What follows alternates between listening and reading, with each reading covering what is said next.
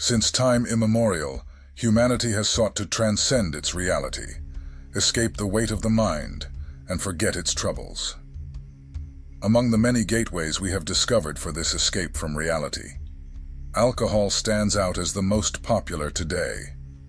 It is the agent of celebrations and tragedies, of inspiration and oblivion.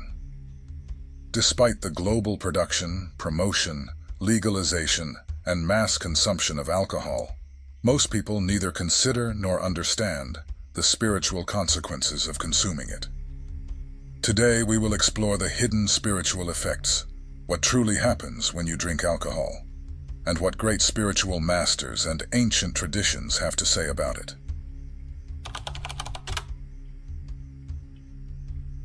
The history of alcohol is not merely the story of a substance.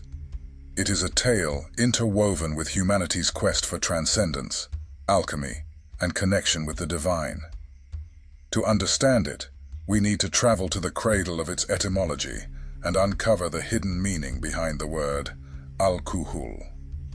In the Arabic language, Al-Kuhul originally referred to a fine powder used as a cosmetic to darken the eyes, known today as kohl. But this term held a deeper meaning for alchemists. For them, Al-Kuhul represented something intangible, an essence that could be distilled, the soul of a substance, the spirit captured in the alchemical process. Essentially, the Arabic word Al-Kuhul means body-eating spirit. In alchemy, alcohol became the symbol of a volatile essence, the spirit that separates from raw matter. Perhaps this is why, to this day, we refer to alcoholic beverages as spirits. The use of alcohol as a fermented drink is even older. Civilizations such as the Sumerians, Egyptians, and Greeks revered alcohol as a gift from the gods. In ancient Mesopotamia, wine and beer were offered to the gods in rituals. In Egypt, wine was associated with Osiris, the god of renewal and fertility. The Greeks dedicated wine to Dionysus, the god of ecstasy and divine madness. However, while alcohol was celebrated as a link to the divine, it also carried warnings. To the sages of antiquity, wine had the power to reveal the true self, but at the same time, it could obscure reason and open doors to dangerous influences. In Islamic tradition, the term Al-Kuhul evolved to denote alcohol extracted through distillation. Although alcoholic beverages were prohibited in Islam, Muslim alchemists continued to study the distillation process, refining it as a scientific art. The famous Arab alchemist Jabir ibn Hayyan, known in the West as Geber, was one of the first to document the distillation technique, giving rise to alcohol as we know it today. The legacy of alcohol transcended alchemy and became part of everyday life. Yet over the centuries, the substance once revered for its spiritual connection has become something that serves the complete opposite purpose.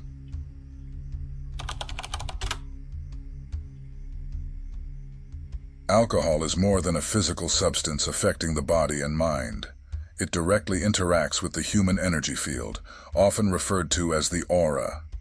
To understand its impact, we must delve into the subtle territory where modern science and spirituality converge. All esoteric traditions agree on one fundamental point. Humans are not merely flesh and bones. We are energy in motion, enveloped by vibrational fields that emit and receive information from the cosmos. This energy field, often visualized as an aura, reflects our spiritual vitality. It is here that alcohol exerts its deepest and least understood impact. When we consume alcohol, it enters the physical body and alters chemical processes in the brain and liver. In the energy body, alcohol acts as a destabilizing agent.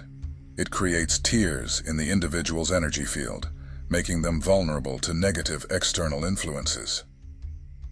Rudolf Steiner, one of the founders of anthroposophy, argued that alcohol consumption weakens the spiritual self, allowing destructive forces to influence the psyche. This energetic opening can attract thought forms, astral larvae, or even entities that feed on the energy of addiction, known in Spiritism as obsessing spirits. These gaps or ruptures in the aura are especially dangerous because they weaken our connection to the higher self, that divine spark that guides and protects us. Instead of remaining centered and aligned with our essence, we become scattered, like a rudderless boat on turbulent waters. This is why many people report feeling emotionally unstable, spiritually disconnected, or mentally confused after consuming large amounts of alcohol. The impact on the chakras is equally significant. Alcohol tends to overstimulate the root chakra, associated with earthly pleasures and survival, while weakening the crown chakra, which connects our consciousness to the divine. This creates a dangerous imbalance. We seek immediate satisfaction in the material world while avoiding higher truths. Great spiritual masters have always warned about this. In the Yoga Sutra, Patanjali describes the importance of keeping the body and mind pure to access higher states of consciousness. Paramahansa Yogananda, in his work Autobiography of a Yogi, stated that alcohol obscures the light of the spirit, dimming the clarity needed for true spiritual realization. Even modern science shows the effects. Neuroscience studies reveal that alcohol reduces activity in the frontal lobes, the brain region associated with conscious decision-making and introspection. The energetic impacts of alcohol can also be observed in collective environments. When many people consume alcohol in a shared space, such as parties or events, their energies mix uncontrollably. The vibration of the space tends to drop, becoming denser and more chaotic, and people's behavior becomes more primal. This is why many spiritual traditions advise avoiding environments where alcohol consumption is prevalent, recognizing the risks not only for individuals, but also for the collective. On the other hand, there is a message of hope. Human energy is incredibly resilient. Through spiritual practices such as meditation, Reiki, yoga, and conscious intention work, it is possible to repair the damage caused to the energy field and restore balance. But this requires effort and dedication, a deliberate choice to transcend material impulses and return to alignment with the divine. By understanding the impact of alcohol on your energy field, you can begin to make more conscious choices that bring you closer to who you truly are. Is the fleeting pleasure of a drink worth the disconnection it causes from your essence?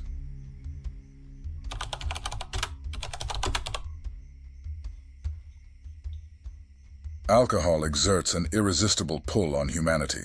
Over the centuries, it has been celebrated in rituals, used as a medium for socialization, and sought as an escape.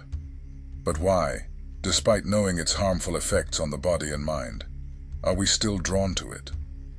What lies behind this veil of illusion that makes us crave something we know, deep down, will harm us? At the core of this attraction lies a profound disconnection from our true nature. Since ancient times, humans have sought ways to escape the limitations of the body and mind.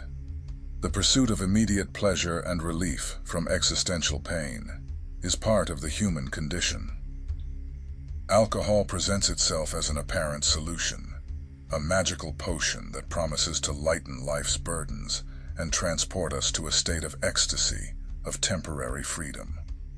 But this is merely the veil of illusion. Alcohol offers a false sense of freedom and happiness. It intoxicates us. When consumed, it creates a fleeting awakening. Feelings of anxiety, fear, and insecurity seem to vanish. Confidence grows. The shy boy finally talks to the girl he likes. We gain courage. But these sensations are ephemeral, fleeting. They deceive us, making us believe we are free when we are actually drifting further away from our true essence. Hermetic tradition teaches that humanity is in constant pursuit of the unus mundus, the primordial unity, the state of totality and harmony with the cosmos. By turning to alcohol as a way to fill the inner void, we are making a mistaken choice. We seek unity outside ourselves, in the ephemeral, in what is physically consumable, and by its nature, depletes us. Alcohol offers a false link to wholeness, but this link is fleeting and eventually breaks, leaving us emptier than before. Ultimately, what we seek is a reconnection with our inner divinity, the peace and fullness that do not come from external sources, but reside within us.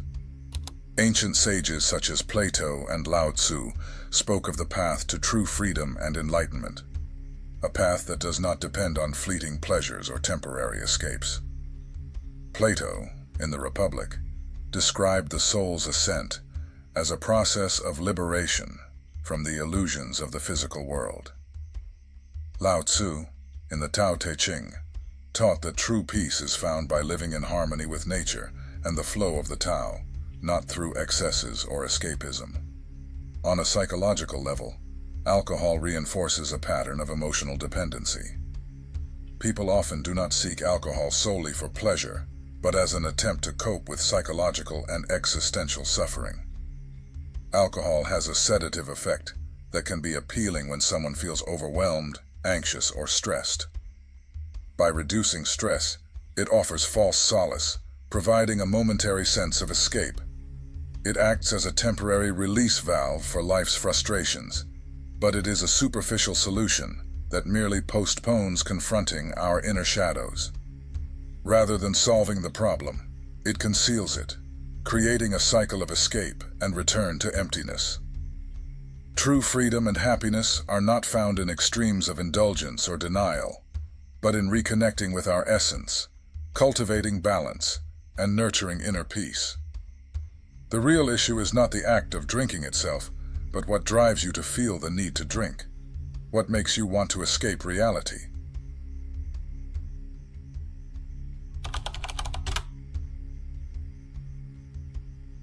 Throughout history, many spiritual masters, prophets, and mystics have shared their insights on alcohol. Their words carry wisdom, warning us of the hidden dangers of this substance and its implications for our spiritual journey. These accounts are not mere moral admonitions, but profound advice rooted in love, meant to protect humanity's connection to the divine. In Vedic traditions, alcohol is seen as a substance that reduces sattva, the quality of purity and harmony. The Bhagavad Gita teaches that a balanced mind is essential for accessing higher planes of consciousness. Anything that disturbs this balance is an obstacle on the spiritual path. According to these traditions, consuming alcohol increases the qualities of rajas, restless passion, and tamas, darkness and ignorance, destabilizing the practitioner and weakening their capacity for meditation and introspection. Buddha, in his teachings on the Noble Eightfold Path, warned of the dangers of intoxicating substances. For him, consuming anything that clouds the mind hinders spiritual progress because it disconnects us from the clarity needed to perceive the ultimate truth, nirvana. In many Buddhist communities, alcohol is completely avoided as part of Shila, the ethical discipline. In Hermetic and alchemical traditions, alcohol was viewed ambivalently. While it was considered a powerful substance capable of extracting essences and transforming raw materials, it was also recognized as a dangerous dual symbol. It represented both the possibility of illumination and the risk of being lost in the world of illusions. Alchemists warned that the reckless use of alcohol could lead to the degradation of the energy body, opening doors to negative influences on subtle planes. A fascinating account comes from Sufi traditions. Rumi, the great mystical poet, used wine as a metaphor in his verses, referring to the wine of divine love, which intoxicates the soul with the presence of God. However, he also cautioned against literal wine, which, according to him, diverted seekers from the path of awakening. For the Sufis, true ecstasy comes from spiritual connection, not external substances. In Christianity, alcohol occupies a peculiar place. Wine is a central symbol in the Eucharist, representing Christ's blood and the new covenant with God. However, early Christians and many saints warned of the danger of excess. St. Augustine wrote that drunkenness was a form of self-destruction of the soul, an act that separates us from divine grace. He saw excessive consumption as a distraction that pulls us away from introspection and prayer. Other mystical accounts describe the spiritual consequences of indiscriminate use of alcohol. In shamanism, alcohol is believed to weaken the light body, the energetic protection that keeps individuals in balance with the universe. Many shamans assert that alcohol facilitates the entry of parasitic energies, or negative entities, that feed on the low vibrations caused by intoxication. These accounts converge in a common warning. Alcohol can be a dangerous tool, affecting both the physical body and the subtle levels of our existence. It disconnects us from what mystics call the axis mundi, the axis aligning us with the cosmos, enabling us to navigate the physical and spiritual realms. When this alignment is broken, we lose our ability to access intuition, clarity, and higher states of consciousness. However, not all accounts are warnings. Some spiritual masters recognize that in ritualistic contexts and with pure intentions, alcohol can serve as a catalyst for altered states of perception. But they always emphasize that this must be done with extreme care, respect, and guidance, as the line between spiritual ecstasy and energetic degradation is very thin. Finally, let us remember the words of the Greek philosopher Socrates, who claimed that self-mastery is the key to a virtuous life. For him, the pursuit of balance was the foundation of all philosophical and spiritual practice. By indulging in alcohol uncontrollably, we abdicate this self-mastery, becoming vulnerable to forces that cloud our mind and soul. These accounts and warnings invite us to reflect. Does the alcohol we consume during our moments of leisure or celebration uplift us or pull us down? Does it connect us to the divine or merely create an illusion of freedom? By listening to the wisdom of the great masters, we can begin to see alcohol in a new light, as a symbol challenging us to seek true intoxication, that of the awakened soul, full of light and consciousness.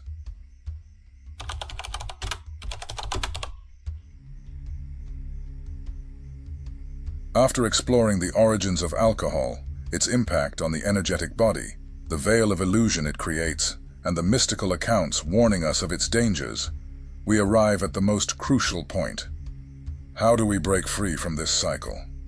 How can we transcend dependence, physical, emotional, or spiritual, and discover a new perspective, a life of clarity and connection with our essence, without relying on any emotional crutches? Liberation begins with awareness. When we understand alcohol's impact on our body, mind, and spirit, something within us awakens. This awareness is the first spark of transformation, the starting point for real change. It is the moment we stop acting automatically, driven by conditioning or immediate pleasures, and begin questioning our choices. Why do we seek alcohol? What are we truly trying to fill?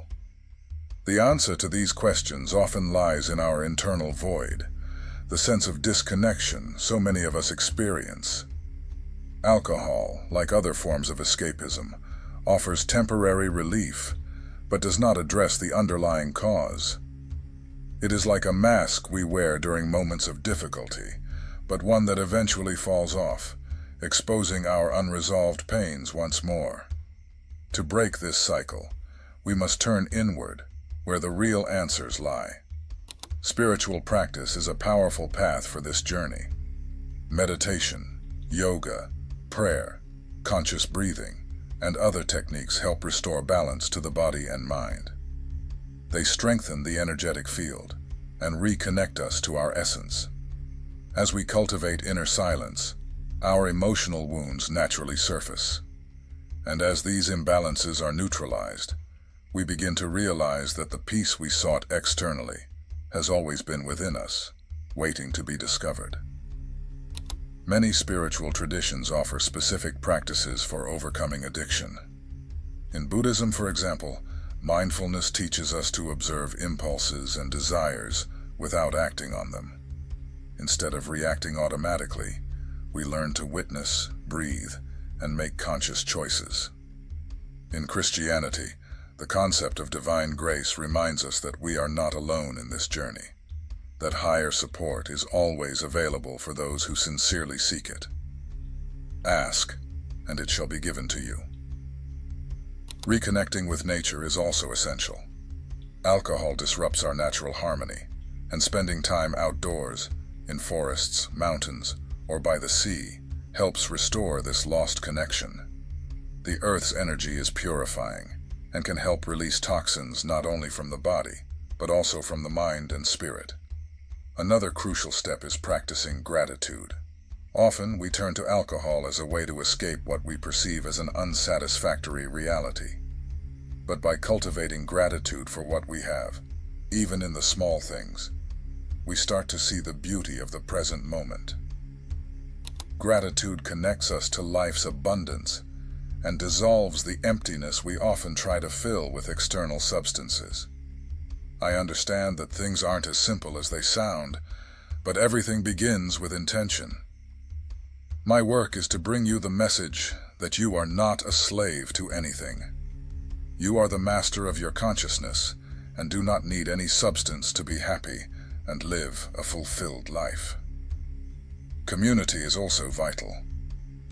Walking the path of liberation does not have to be a solitary journey. Surrounding yourself with people who share similar values and goals can be transformative. Spiritual groups, meditation circles, or even conscious friends can offer support, inspiration, and encouragement during challenging times. Finally, we must cultivate forgiveness, especially self-forgiveness. Many people struggle with guilt or shame for their past choices involving alcohol. But as Rumi said, the wound is the place where the light enters you. Our imperfections and mistakes are part of our journey, and it is through them that we learn and grow. Breaking free from the cycle of alcohol is not just about abandoning a substance. It is about embracing a new way of living, a freer, more aligned way of being that reflects our true nature. Visualize this transformation as a tree reborn in spring. Even after the cold and dormancy of winter, life returns with vigor, filling the branches with leaves and fruit. So it is with our soul when we choose to free ourselves from the cycle. It is a rebirth, an opportunity to bloom again, stronger, more aware, and more connected to the divine essence within us. Alcohol may have been a shadow along our path, but shadows only exist because there is light. By choosing liberation, we choose to walk toward the light, toward our truth. The question remains, are you ready to take this step? To look beyond what the external world offers and discover the infinite source of peace, joy, and clarity that has always been within you. Thank you for watching.